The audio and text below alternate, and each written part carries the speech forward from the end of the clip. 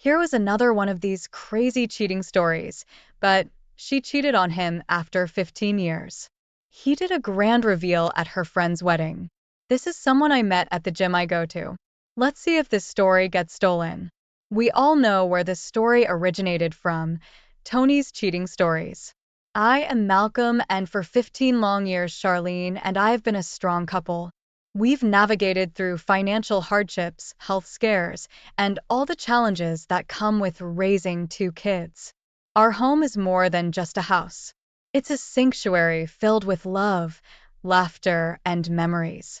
I mean, we've got the whole 9 yards: summer vacations, family game nights, and even those cheesy matching holiday sweaters. You get the picture. It seemed like we had it all figured out. Now Charlene has this best friend, Rachel. They've been inseparable since college, sorority sisters, bridesmaids at each other's weddings, the whole deal. So when Rachel dropped the news that she was tying the knot, it was a big deal for Charlene. She was thrilled, not just for her friend, but also for herself. After all, a bachelorette party is a great excuse for a girl's night out, something Charlene hadn't had in a while. Rachel planned to have her bachelorette party at a swanky downtown hotel, complete with a spa day, a fancy dinner, and a night of dancing. Charlene was buzzing with excitement. Weeks before the event, she went shopping for the perfect outfit, booked a salon appointment, and even started a group chat with the other attendees to plan some surprises for Rachel. I was genuinely happy for her. She deserved a break from her routine, but here's where things started to get interesting. As the date of the bachelorette party approached, I noticed subtle changes in Charlene's behavior. She seemed a bit more preoccupied than usual, frequently lost in thought. She was spending more time on her phone, giggling at messages that she quickly swiped away. When I walked into the room, I didn't think much of it at first. After all, she was planning a big event. But something in my gut told me that these were not just innocent pre-party jitters. And as it turns out, my intuition was spot on, but I wouldn't find that out until much later. The day of the party finally arrived, and the atmosphere in our home was electric. Charlene spent hours getting ready, meticulously applying her makeup and styling her hair. When she finally descended the stairs, she looked like she stepped out of a fashion magazine. She gave me a long kiss and assured me she'd be careful and try not to stay out too late. The kids and I had a blast, but as the night wore on, I found myself checking the clock more frequently. Finally, around 2:30 a.m., I heard the sound of a key turning in the lock. Charlene was back. She looked radiant, but also somewhat distant. She said the party was amazing, showed me a few photos, and then claimed she was wiped out. She headed straight for the bedroom. In the days following the bachelorette party, I couldn't shake the feeling that something had shifted in our relationship. Charlene was physically present, but emotionally, it felt like she was miles away. Initially, I attributed it to exhaustion. After all, she had a long night of partying. But as the days turned into weeks, it became increasingly clear that something wasn't right. The first major red flag was her sudden obsession with her phone. Charlene had always been casual about her phone. She'd leave it lying around the house, sometimes even forgetting where she placed it. But now it was as if the device had become an extension of herself. She changed her passcode, one that she didn't share with me, and started taking her phone everywhere. I mean, she'd even carry it with her to the bathroom, something she had never done before. Then came the late nights at work. Charlene had a 9 to 5 job and was always home by dinner time. It was one of the things I admired about her. She was committed to spending quality time with the family. But suddenly she was swamped with urgent projects and critical meetings that required her to stay late. The first time it happened, I thought nothing of it. Work pressures catch up with everyone. But when it became a pattern, my head was screaming red alert. Adding to my growing concern was her change in routine. Charlene had always been a creature of habit. She had her favorite spots on the couch, her preferred morning coffee blend, and even her go-to playlist for cleaning. But now she was switching things up. She started listening to different music, took up jogging, something she had always claimed to despise, and even changed her diet. It was as if she was trying to become a different person. And let's not forget the mysterious new friend at work. She mentioned him casually in a conversation, saying they were collaborating on a project. But the way she spoke his name with a sort of guarded curiosity made me wonder if there was more to the story. Each of these red flags on its own might not have meant much, but together they painted a picture that I couldn't ignore. It was a mosaic of warning signs. The feeling that something was off had turned into a full-blown suspicion. I knew I had to get to the bottom of it, not just for my peace of mind, but for the sake of our family.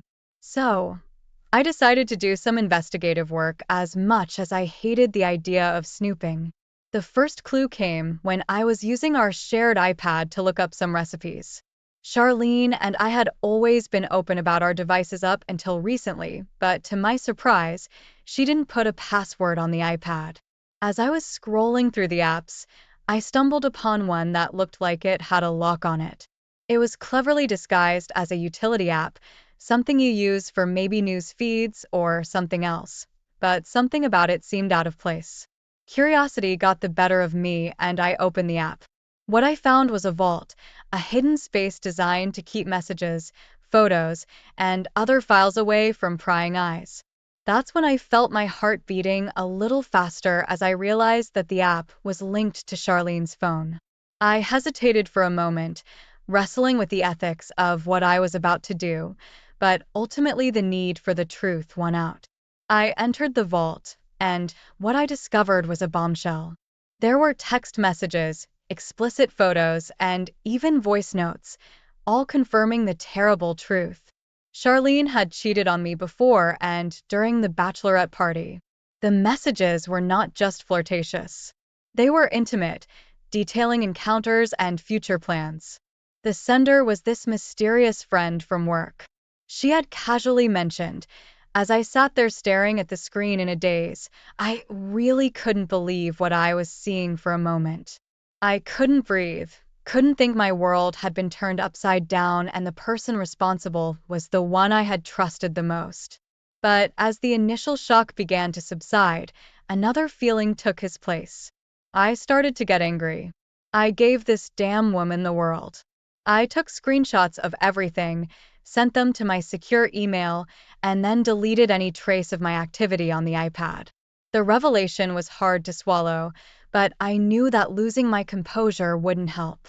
It had to be strategic, calculated, and above all discreet. The first was to consult a legal expert. I scheduled a meeting with a top-notch divorce attorney. I had to find this out on my own. I wasn't going to reach out to any family members or friends to get recommendations because they would probably say something to my wife. When I found an attorney, I presented all the evidence I had gathered, ensuring that I had a solid case should things escalate to that point. Next, I took a hard look at our financial situation. I started transferring assets into accounts solely under my name, ensuring that I had a financial safety net. I also made copies of all important documents, bank statements, property deeds, and even our kids' school records. I left no stone unturned, but the most crucial part of my plan was the timing. I needed a moment so impactful that it would leave a permanent mark, a moment that Charlene would never forget. And what better occasion than Rachel's wedding? It was the perfect setting, a gathering of close friends and family, an atmosphere of love and commitment, the ultimate irony given the circumstances. As the wedding day approached, I played the role of the doting husband to perfection. I even went with Charlene to pick out her bridesmaid's dress, complimenting her on how beautiful she looked. I wanted to give her a false sense of security to make her believe that everything was as it should be. All the while, my plan was crystallizing in my mind, each detail meticulously thought out. I knew that the wedding would have a segment for speeches and toast. Traditionally, These were heartfelt messages wishing the newlyweds a lifetime of happiness, but for me, it would serve a different purpose. It would be the stage for my grand reveal, the moment when I would expose Charlene's betrayal in front of everyone who mattered to her. As the days counted down to the wedding, I rehearsed my speech multiple times, choosing my words carefully. I wanted it to be impactful yet dignified, a reflection of the gravity of the situation. I even confided in a trusted friend to ensure that I would be given the opportunity to speak during the wedding. Everything was falling into place. The day of Rachel's wedding arrived, and the atmosphere was electric with excitement and celebration. Charlene, dressed in her bridesmaid gown, looked radiant. She had no idea that the day would be anything other than a joyful celebration of love and commitment. I wore a tailored suit, looking every bit the proud husband. We smiled for photos, danced a little, and mingled with guests to anyone watching. We were the picture of marital bliss, but beneath the surface, my plan was ready to be set into motion. The ceremony was beautiful, filled with heartfelt vows and emotional moments. As Rachel and her new husband exchanged rings, I couldn't help but think about the vows Charlene and I had once made to each other, vows that she had broken. Finally, the reception began. Guests were ushered into a grand hall adorned with elegant decorations. The atmosphere was festive, with the live band playing and people laughing, toasting, and enjoying themselves. It was a perfect setting for what I was about to do. As the evening progressed, the time for speeches and toasts arrived. Friends and family took turns sharing well wishes for the newlyweds. I had coordinated with the MC earlier, ensuring that I would have a slot to speak. My heart was starting to beat faster as I waited for my turn, rehearsing my words one last time in my head. Finally, the MC announced my name. I took a deep breath and walked up to the microphone, looking at Charlene for just a moment, but she wasn't paying attention. I started by offering heartfelt congratulations to Rachel and her husband, wishing them a lifetime of happiness and love. The crowd applauded, and I paused for a moment, letting the gravity of the situation sink in. Then I shifted gears. I looked directly at Charlene, who was seated at a table with other bridesmaids, and began the next part of my speech. Charlene looked like she was confused a little. Well, she was about to be unconfused. Charlene, we've been husband and wife for 15 years. We've built a life, a family, and a home together. But what you're not aware of is that the past 3 months, I've been living with a devastating truth. I've discovered your affair. I continued, letting each word hang in the air for a moment before moving on. I've gathered evidence, consulted legal professionals, and prepared myself for the life-altering changes that are about to come. I have here, I said, pulling a sealed envelope from my jacket pocket, divorce papers that are fully prepared and only require your signature. You have two options. You can sign them right here, right now in front of everyone, or you can wait and I'll have them formally served to you. The choice is yours. Everything went dead silent. Everyone started looking at Charlene. Charlene sat there, visibly stunned, her eyes wide with disbelief. For a moment, she looked like she was going to speak, but she didn't say anything. She glanced around the room, perhaps searching for some form of support or understanding, but was met with a sea of shocked faces, realizing the gravity of the situation. She took the envelope from my hand, opened it, and without saying a word, signed the divorce papers right there at the table. In the weeks that followed, the divorce proceedings moved swiftly, thanks in part to the irrefutable evidence I had gathered. The court granted me full custody of our children, acknowledging that their well-being was best served in a stable environment, away from the tumultuous relationship their mother had engaged in. I retained ownership of our family home, ensuring that the kids would have a sense of continuity and security. As for Charlene, she was left to grapple with the consequences of her actions. She moved into a small apartment, her reputation tarnished, not just within our circle of friends, but also in her professional life. The mysterious friend from work, he was transferred to another department and their so-called relationship fizzled out, leaving Charlene with nothing but a guilt and shame to keep her company. I just went through this less than a year ago. I tell most of my friends today that are contemplating marriage just because you have been married for a long time doesn't mean you know your partner 100%.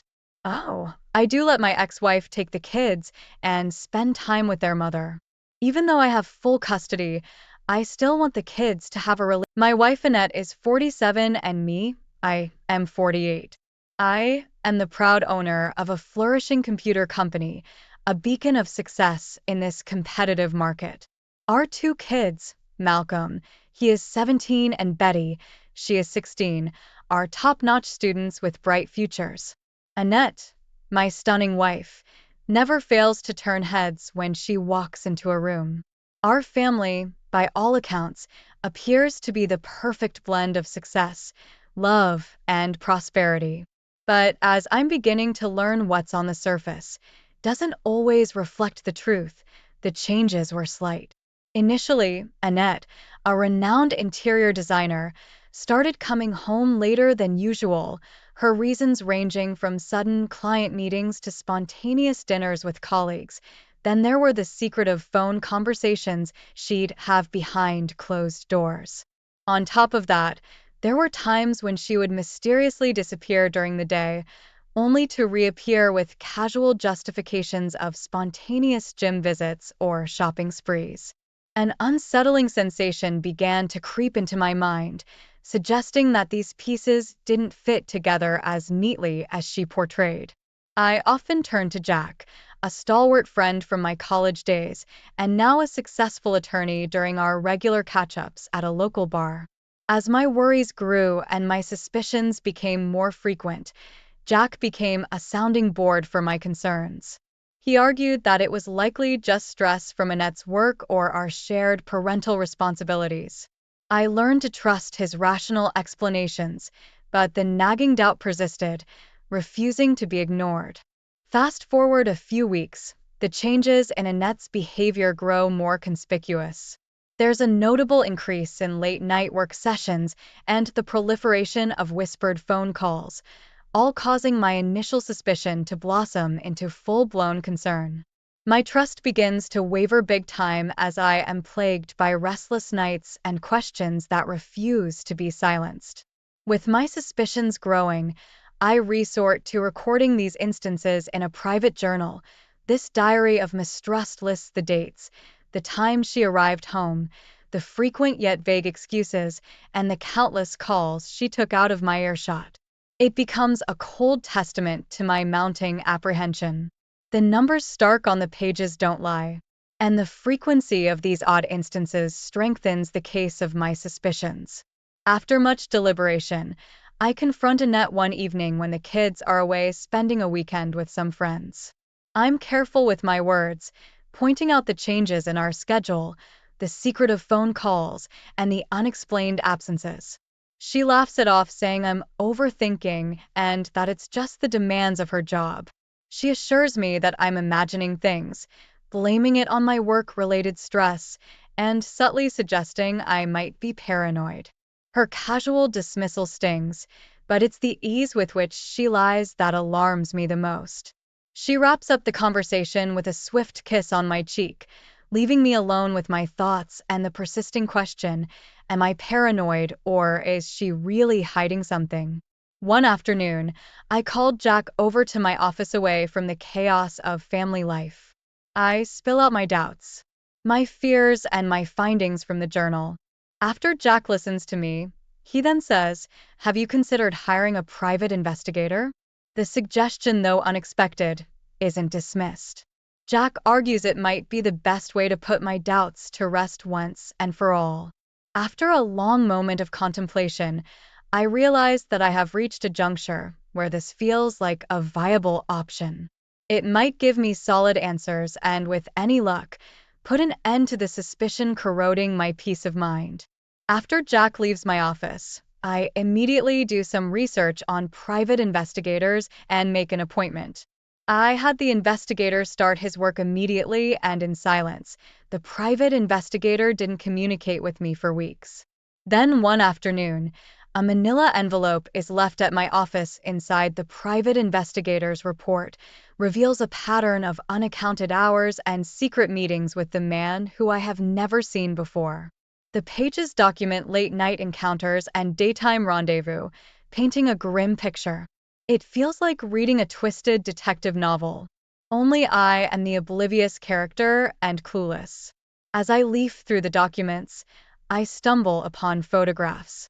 There in black and white is Annette with a stranger. They're seen dining at a hidden-away restaurant, walking through a secluded park and laughing in a coffee shop. Each picture feels like a physical blow. Despite the mounting evidence, there's no undeniable proof of betrayal. No image showing them in a compromising situation. The line between friendship and something more seems blurred, casting an even darker shadow of uncertainty. I called Jack. The photo spread across my desk. His voice resonates with concern. When I tell him about the investigator's report, he urges me to hold on, to not jump to conclusions. He reminds me that suspicions, even with suggestive evidence, is not solid proof. As much as his words ring with reason, they do little to calm the turmoil within me. His advice for patience is a bitter pill to swallow. Nonetheless, I cling to it, deciding to see the investigation through to the end, no matter how unsettling the unfolding narrative may be. About another 2 weeks pass, and the private investigator calls me in for a meeting. He slides another manila envelope over to me. Inside were photos of them kissing, meetings at a hotel, meetings at his house. While his wife was away, this man had a wife. The investigator said on one occasion, when his wife left, apparently his wife travels for work. My wife showed up 10 minutes later to his house. After meeting the private investigator, I called Jack and asked him to meet me at the bar we frequent. When he got there, I showed him everything. His exact words were, "Man, I am so sorry." Then he asked me, what was I planning to do? I basically told him we're finished. I can't trust her anymore. She lied to my face. When I first told her about my concerns, since Jack was a personal injury lawyer, he gave me the contact information for a good divorce lawyer in our area. The next morning, I called the divorce attorney and gave her all the information the private investigator gathered. I haven't said anything to the kids or my wife. I had the divorce attorney file for divorce on the grounds of infidelity. Now I had the task of informing the other betrayed spouse, but I didn't want her husband to find out. I didn't know where she worked or what her travel schedule was. In the meantime, I started cleaning up my finances. My wife has access to 3 of my credit cards. 2 of them had hefty balances exceeding $10,000 each. I immediately closed the 2 credit cards and kept the other one open, but I removed her as an authorized user. We had 3 bank accounts. I opened 2 accounts at another bank and started moving money over to one of them. I removed my wife from my life insurance policy. While all this was taking place, I asked the private investigator, could he inform me when the other betrayed spouse returned? And he agreed to inform me when this guy's wife came back. Meanwhile, I had to grapple with the unfortunate duty of informing the kids. But I just couldn't tell them. I didn't have the guts to. In a strange turn of events, my wife had to take a business trip that was going to last a few days. And I didn't even take her to the airport. The next day I took off from work. I had to catch up on some work at home. When both of my kids came into our home office, Malcolm and Betty were both crying. Then they told me what I was afraid to tell them. They told me that their mother was messing around on me and they didn't know how to tell me. I told them I already knew. We started piecing together timelines. Turns out the kids knew a couple of months before I did, but I wasn't mad at them. I would imagine it would be tough to tell someone news like that. Well, fast forward a few days and my wife gets back. When she gets home, all her stuff is packed. Copies of all the information that private investigator compiled is sitting on top of her stuff. I immediately told her it's best you leave as soon as you can. This woman pulled out her phone and made a call. Within an hour, she was gone with all of her clothes and other belongings. The kids right now don't have anything to do with her. About 3 weeks later, the private investigator told me that the other betrayed spouse was back. That's when I sprang into action. I went and made copies of everything the private investigator compiled. I went to the address that he gave me, waited about an hour. When I saw the opportunity, I ran up to the door, rang the doorbell. When she answered, all I said was, "This is for you," and left fast forward. A few days, I get a call from my attorney and he tells me that my wife was served with the divorce papers at her job. 6 weeks later, the divorce hearing was upon us. My soon-to-be ex-wife didn't look like the same woman a month ago. She didn't even look at me at the divorce hearing. My wife had her own lawyer. She was silent the whole time. In the end, she didn't get anything except she will receive 50% of the equity in our home. When it's sold, we agreed through the lawyers that neither of us would seek alimony. I made enough to support myself and the kids. I didn't need anything from her. As far as the kids' living arrangements, they still didn't want anything to do with their mother. The kids are teenagers, so there was no need for a custody battle. After the divorce, my ex-wife had someone come over and get the rest of her things. And my ex-wife has not interacted with the kids since before the divorce. The other betrayed spouse and I ended up talking on the phone extensively. She has 2 kids and one kid is autistic. She has also filed for divorce and kicked her husband out of the house. She also told me that her husband has stopped seeing my ex-wife. My kids and I will be fine, but I told the kids, even though their mom and I are not together, try not to hold a grudge forever. Both of my kids said they don't know if they can forgive their mom. Well, welcome to another Reddit relationships video. My wife of 26 years was caught cheating by my son's drone. It was a beautiful day in the neighborhood.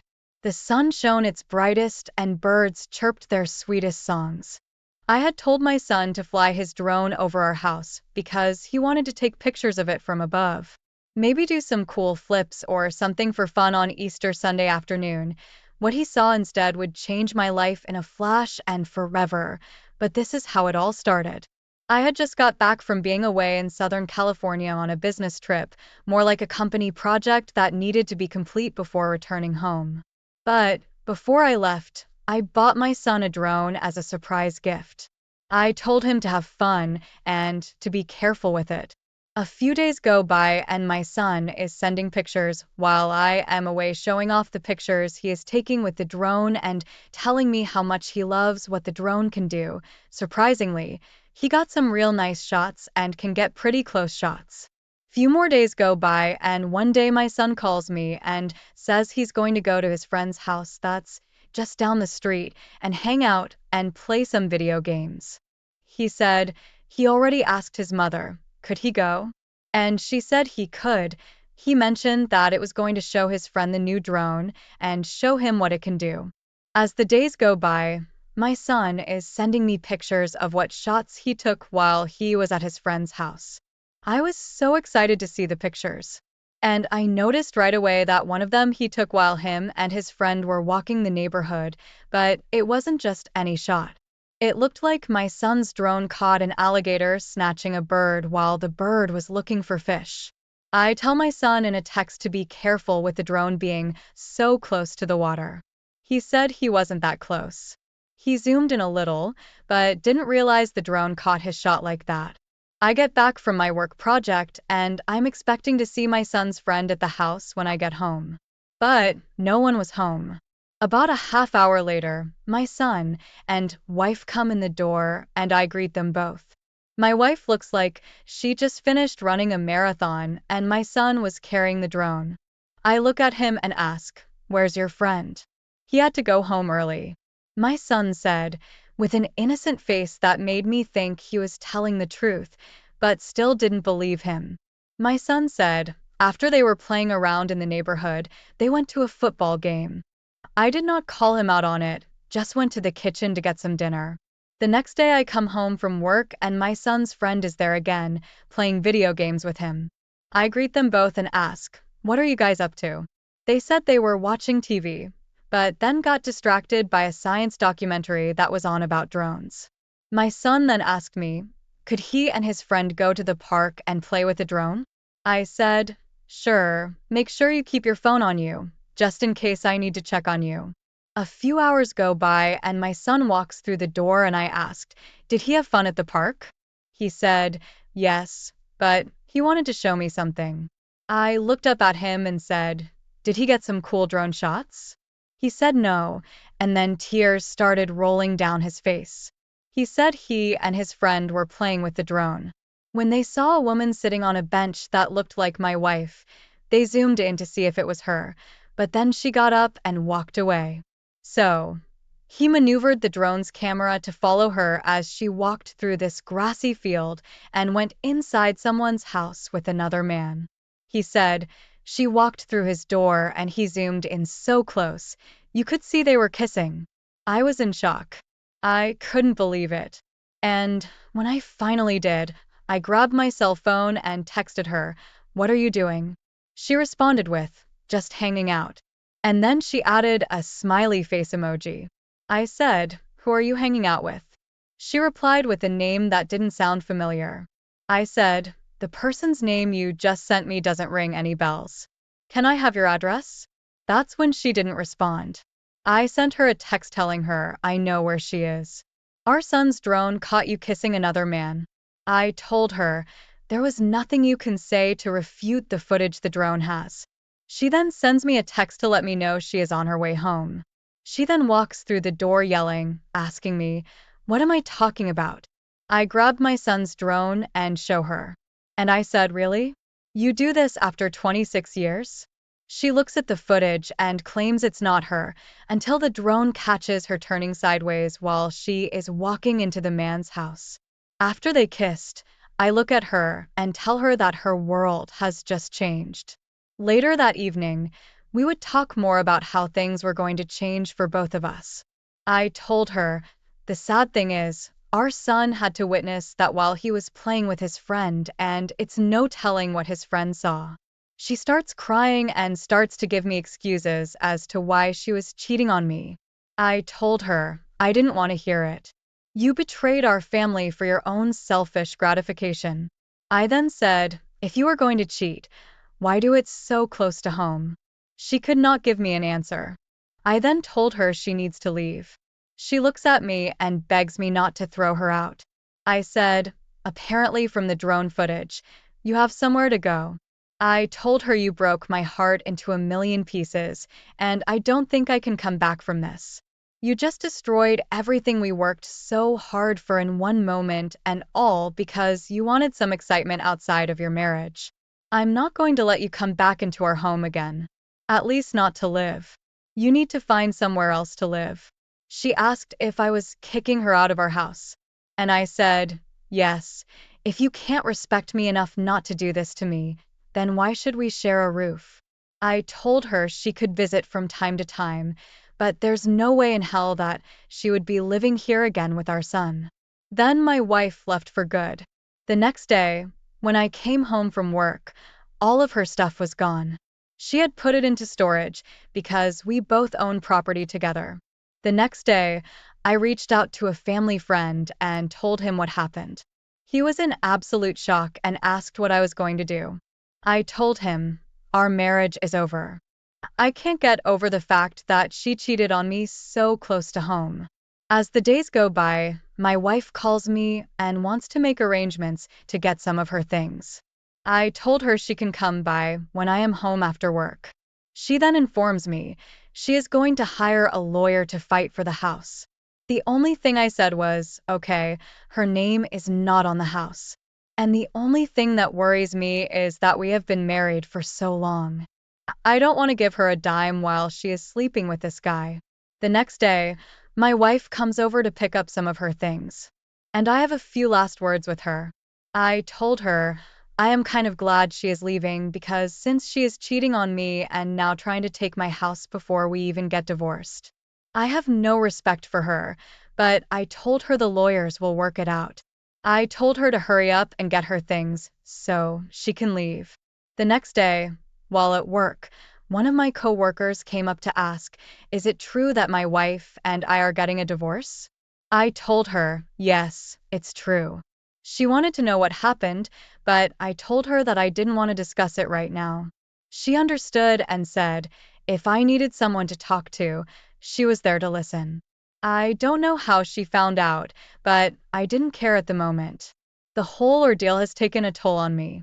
I have to find the strength to make the call to an attorney to get this process started. I am not sure how long it will take to get the divorce finalized. I just hope it's quick. I don't want to be married to her anymore. I wasted 26 years, and I don't even know if this is the first time. If it wasn't for my son's drone, I would have never found out my wife's betrayal.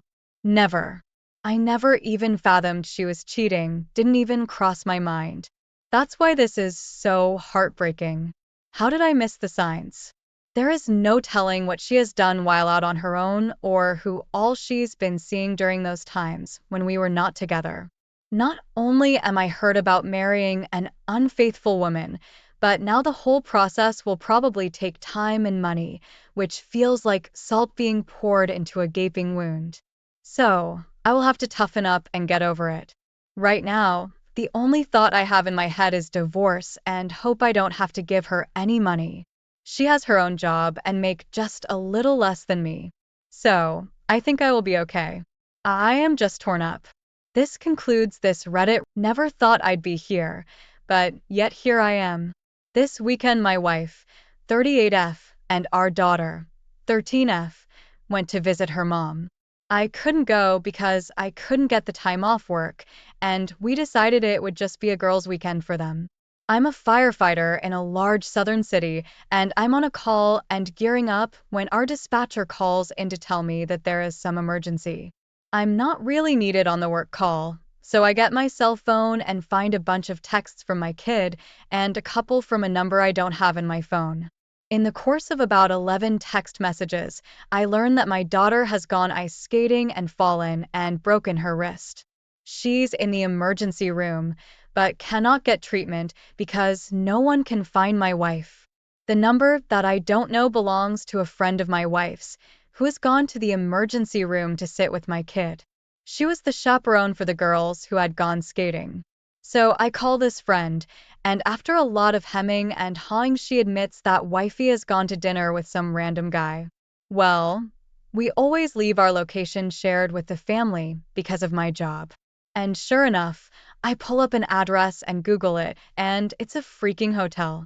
This was 10 p.m. It's now almost 4 hours later, and she hasn't answered my texts, but she did finally call our kid. I have permission and insurance information, and she got a cast and a referral to see an orthopedist when she gets home. The friend took our daughter back to her grandmother's and texted me.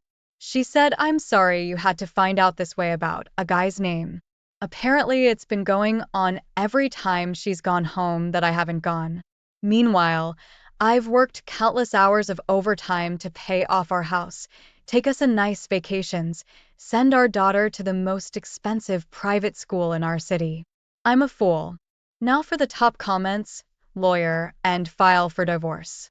You're not a fool, buddy, your wife is. You are doing your family duties and working hard for y'all's life. I guess all the family knows now at least what kind of slore your wife is. Send your wife back to her parents. I am so sorry. What a piece of shish your wife is. You know what to do. Save all the texts between you and that friend. Get a lawyer. Do not waver. If your lawyer clears you, for sure, let as many people in your circle know so she doesn't control the narrative. Stay strong. She will try to win you back. If AP has a spouse, tell the spouse. Work on you and focus. Do not let her weasel back in. You can spend some time looking at so many stories in this sub. Look at the ones who reconciled and took them back. It doesn't change. Everybody thinks they are the exception or special. They're not. I'm so sorry for your situation. Your wife was disloyal to both your daughter and you. That's lower than low. See a divorce lawyer this week. Now for the first update. Spoke with a lawyer as many of you suggested. During that conversation, I realized that she doesn't really have a lot of access to money that is hers. Removed her as an authorized user of my credit cards. Put two-factor authentication on just about anything else that she might try to get her hands on. Pulled my credit report to discover that she opened a joint credit card I didn't know about. Since I'm on the account as well, I was able to log in and print out the charges. A basically perfect timeline of restaurants and hotels that she has paid for. Turns out she also has accounts on Tinder and Bumble, which showed up when I combed through the last few phone bills. Have a pal who is a deputy sheriff in these parts, who is going to be here tonight when she gets home. I've gotten her a room at a nearby hotel for the week, and paid for it up front. She can sleep there for now, and figure it out on her own starting tomorrow. Daughter and I spoke and she knows what is up and is angry at mom. So next steps are to find someone for her to talk to. Thanks to my job, I've got great insurance, so that is one less thing to worry about. Decided I am also going to come clean to her mother once wife and daughter are on the plane back here. Taking a couple of days off to deal with this. Thanks for the advice, everyone. I'll probably yank these posts down tonight or tomorrow, so if you have any other last-minute advice, now is the time. Now for the top comments. Holy shit, she opened a credit card in your name to pay for her affair. Wow, that's really conniving. Good luck, my guy. Don't delete these. Let this be a blueprint for future men on how to handle situations like this or similar. You may be helping someone months or years down the line. You're doing the right thing, buddy. Protect you and your child at all cost. She might try to manipulate you / your daughter, so be careful. Also, there's no way to let the dude's wife know that she's being cheated on as well. Fellas, this is how you handle situations like these. The pick-me dance only prolongs the pain by degrading your own masculinity, integrity, principles, and respect for yourself. This not only emasculates yourself in your own eyes, but in the eyes of your children, family, friends, and hers. If and when, statistically you will, end up in a situation like this, 180, no contact, gray rock. Be strong for your family, kids, and yourself. If you feel the need to cry, absolutely do it, but not in front of her or your kids. Get counseling for you and any other innocent victims involved, kids, and keep it moving. I hope you heal quickly from this. // Now for the final update. This will be the final update on this sad situation. First off, thanks to everyone who weighed in. It's amazing the number of fellow firefighters and LEOs I've heard from who are in similar situations. I took a few days of personal time away from the job in order to deal with all of this. The soon-to-be ex-wife and our daughter returned home late Sunday, and my daughter immediately fled to her room and closed the door. My wife said something along the lines of, "I guess you must be pretty mad at me," and I told her the truth. That I was numb. The anger would come later, and it would be best if she was somewhere else for a while. My friend, the deputy sheriff, was there and said he would sit on the deck and be there if I needed him. I told the wife that I was recording this conversation to protect me and my rights as a husband and father, and she said fine. I suspected at this point that she really seemed to think that she was going to talk her way out of it.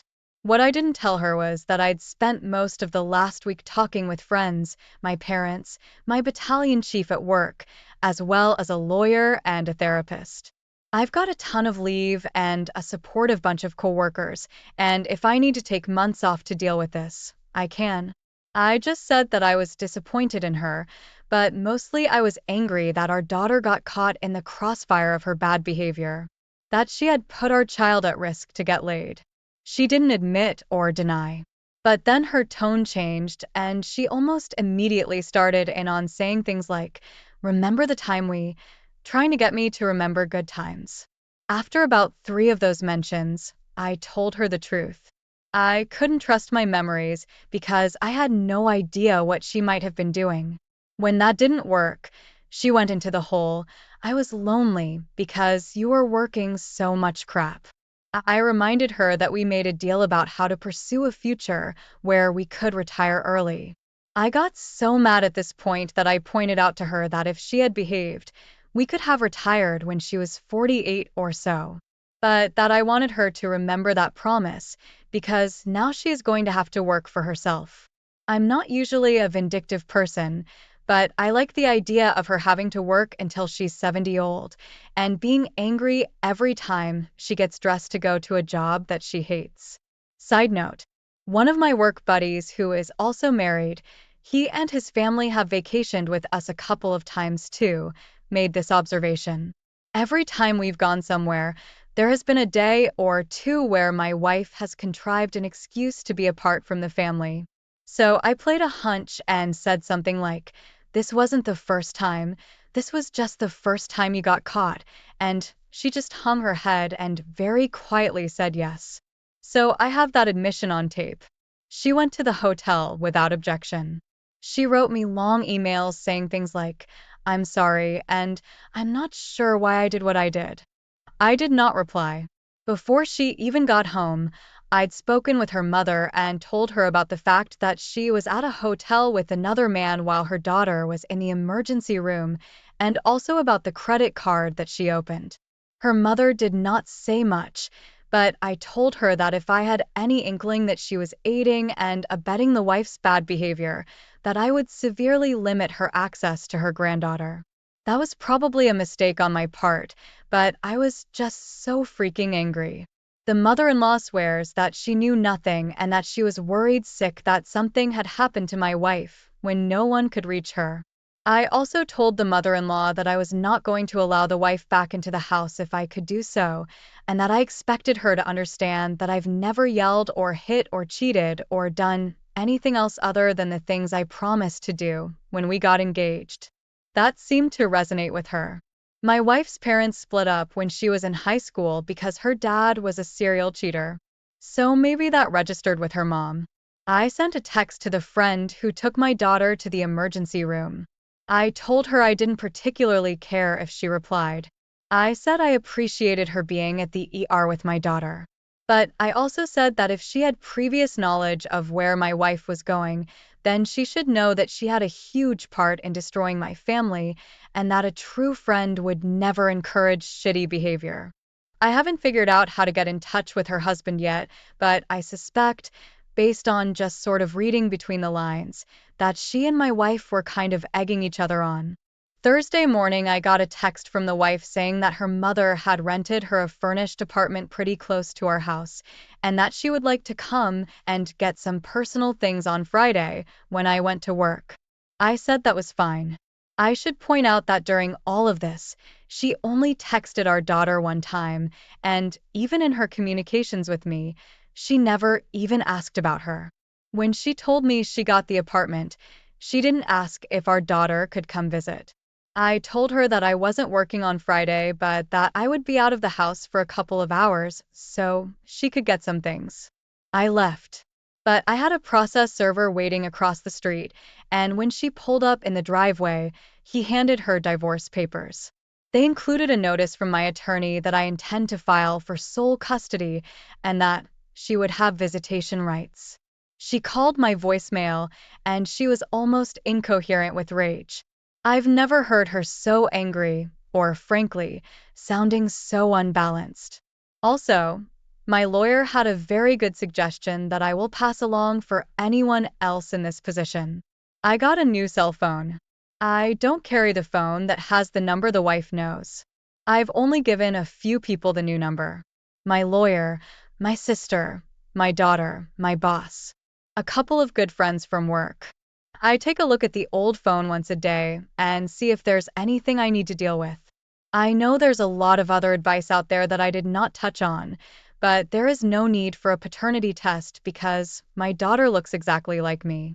I will get an STD panel, but I don't think that's an issue either.